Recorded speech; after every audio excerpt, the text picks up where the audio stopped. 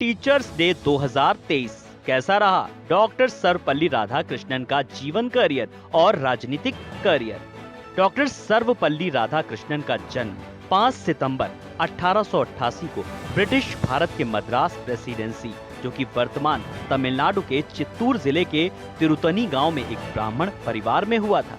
उनकी माता का नाम सीतम्मा और पिता का नाम सर्वपल्ली वीरस्वामी था। उनके पिता सर्वपल्ली वीरास्वामी राजस्व विभाग में काम करते थे।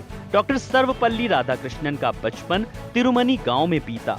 वहीं से उन्होंने अपनी प्राथमिक शिक्षा शुरू की, लेकिन बाद में उनके पिता ने उन्हें उच्च शिक्षा प्राप्त करने के लिए ईसाई मिशनरी संस्थान लूथरन मिशन स्कूल तिरुपति में भर्ती करा दिया, जहां उन्होंने 1896 से 1900 तक अपनी स्कूली शिक्षा प्राप्त की। इसके बाद उन्होंने अपनी आगे की पढ़ाई वेल्लोर के कॉलेज से पूरी की। बाद में उन्होंने मद्रास क्रिश्चियन कॉलेज में स्नातक की डिग्री प्राप्त की और वर्ष 1906 में दर्शन शास्त्र में एमए किया। आपको बता दें कि उनकी पूरी पढ़ाई स्कॉलरशिप के जरिए हुई थी। राधाकृष्णन का विवाह 16 वर्ष की आयु में हुआ था। उनकी 5 बेटियां हैं और एक बेटा है। आपको बता दें कि उनके बेटे का नाम सर्वपल्ली गोपाल है, जो भारत के महान इतिहासकार थे। साल 1909 में राधाकृष्णन ने मद्रास प्रेसिडेंटी कॉलेज में दर्शन शास्त्र के प्रोफेसर के रूप में अपना करियर शुरू किया। इसके बाद उन्होंने मैसूर विश्वविद्यालय में दर्शन शास्त्र के प्रोफेसर के रूप में काम किया। ब्रिटिश शासन के तहत ये एक बड़ी उपलब्धि थी, जब एक भारतीय को विश्वविद्यालय के प्रोफेसर के रूप में नियुक्त किया गया था। बता दें कि उन्होंने करीब 40 साल तक अध्यापन का काम किया। इसके बाद साल 1926 में राधाकृष्णन ने अमेरिका के हार्वर्ड विश्वविद्यालय में इंटरनेशनल कांग्रेस ऑफ फिलॉसफी में भारत की ओर से सीयू का प्रतिनिधित्व किया। अपने ज्ञान और प्रतिभा के कारण बाद में उन्हें इंग्लैंड के विश्व प्रसिद्ध ऑक्सफोर्ड विश्वविद्यालय में पूर्वी धर्म और नीति शास्त्र के स्पेल्डिंग प्रोफेसर के रूप में नियुक्त किया गया। राधाकृष्णन 1931 से 1936 तक आंध्र विश्वविद्यालय के चांसलर रहे, जिसके बाद 1939 में उन्हें काशी हिंदू विश्वविद्यालय का चांसलर नियुक्त किया गया, जहां वो 1948 तक रहे। वहीं ब्रिटिश शासन के दौरान राधाकृष्णन को सर की उपाधि से भी सम्मानित किया गया। शिक्षा के क्षेत्र में उनके अद्वितीय कार्यों और उपलब्धियों के कारण ही हर साल उनके जन्मदिन के अवसर पर शिक्षक दिवस मनाया जाता है। राधाकृष्णन एक शिक्षक के साथ साथ एक कुशल राजनीतिज्ञ भी थे। वो 1949 से 1952 तक सोवियत सोशलिस्ट रिपब्लिक के राजदूत रहे और 1952 में भारत के उपराष्ट्रपति बने। इसके कुछ ही समय बाद साल 1962 में उन्हें भारत के दूसरे राष्ट्रपति के रूप में चुना गया।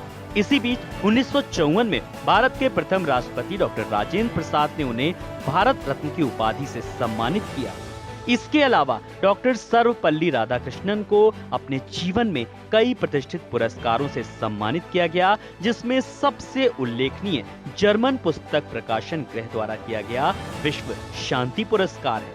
राधाकृष्णन का लंबी बीमारी के बाद 17 अप्रैल 1975 को 86 वर्ष की आयु में चेन्नई में निधन हो गया, लेकिन एक आदर्श शिक्षक और दार्शनिक के रूप में वो आज भी हम सभी के लिए प्रेरणा स्रोत माने जाते हैं। डॉक्टर सर्वपल्ली राधाकृष्णन द्वारा लिखित पुस्तकें निम्नलिखित हैं: जीवन का हिंदू दृष्टिकोण, जीवन का आदर्शवादी दृष्टिकोण, धर्म और समाज, भारतीय दर्शन में एक स्रोत पुस्तक, धर्म की आत्मा, महात्मा गांधी, हिंदू धर्म का दर्शन, पूर्वी धर्म, पश्चिमी विचार, एक उद्देश्य के साथ जीना, सत्य की खोज करें, डॉक्टर का दर्शन सर्वपल्ली राधाकृष्णन। यहाँ डॉक्टर सर्वपल्ली राधाकृष्णन जी के जीवन परिचय के साथ साथ उनके कुछ अनमोल विचारों के बारे में बताया जा रहा है, जिसे आप नीचे दिए गए बिंदुओं में देख सकते हैं। किताबें वो माध्यम है जिसके माध्यम से हम संस्कृतियों के बीच पुल बनाते हैं। सनातन धर्म एक सिर्फ आस्था नहीं है, ये तर्क और आंतरिक आवाज का मिलन है, जिसे केवल अनुभव किया जा सकता है, परिभाषित नहीं। शिक्षक वो नहीं जो छात्रों के दिमाग में तथ्य थोपता है, बल्कि चुनौतियों के लिए तैयार करता है। किताब पढ़ने से हमें एकांत में सोचने की आदत और सच्ची खुशी मिलती है। जीवन को बुराई के रूप में देखना और संसार को भ्रमित देखना गलत है। धन, शक्ति और दक्षता जीवन के साधन मात्र हैं, जीवन नहीं। मानव मस्तिष्क का उपयोग शिक्षा द्वारा ही किया जा सकता है। अतः विश्व को एक इकाई मानकर शिक्षा का प्रबंधन करना चाहिए। किताबें वो साधन है जिसके माध्यम से हम विभिन्न संस्कृतियों के बीच पुल का निर्माण कर सकते हैं। मानव मस्तिष्क का उपयोग शिक्षा द्वारा ही किया जा सकता है। भगवान की उनके नाम पर बोलने का दावा करने वालों की कोई पूजा नहीं, बल्कि पूजा है।